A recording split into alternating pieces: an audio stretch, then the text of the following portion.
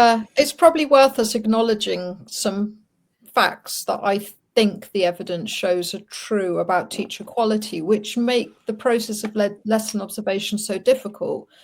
One is there is a large variance in teacher quality, and I think it's unambiguously true that there is such a thing as teachers who are consistently effective at their trade and those who are less effective.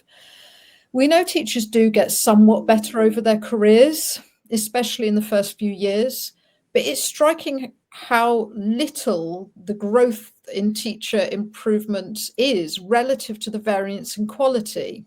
So to be clear, there are teachers who are there as novice teachers in years 1, 2, 3, who are more effective teachers at that point in time than the person who walks in the door, who's a deputy head, who thinks by the virtue of their seniority that they are going to be able to give them good advice.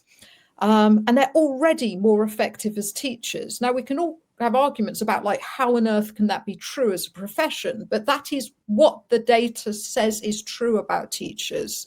And that's what's so complex, isn't it? That we don't empower expert teachers to go into the classroom and observe other teachers, and we don't empower observation of expert teachers to take place, because within the system we operate on a seniority basis, not an expertise basis. Now the question is, do we all know who the good teachers are?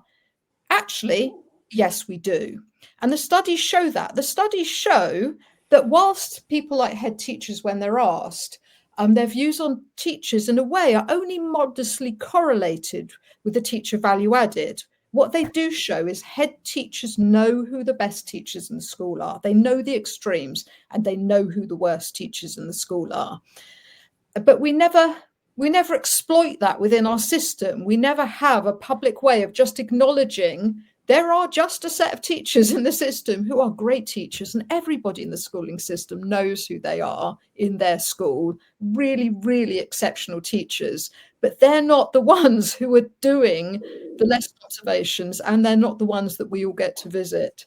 And so this is where the dysfunction of the system lies. It's a seniority system where senior people who may or may not be okay at teaching gets to go around observing other people teaching who are often more effective than them in the classroom. And we sort of assume that these management people know what they're talking about, even though they themselves may not be a very good teacher.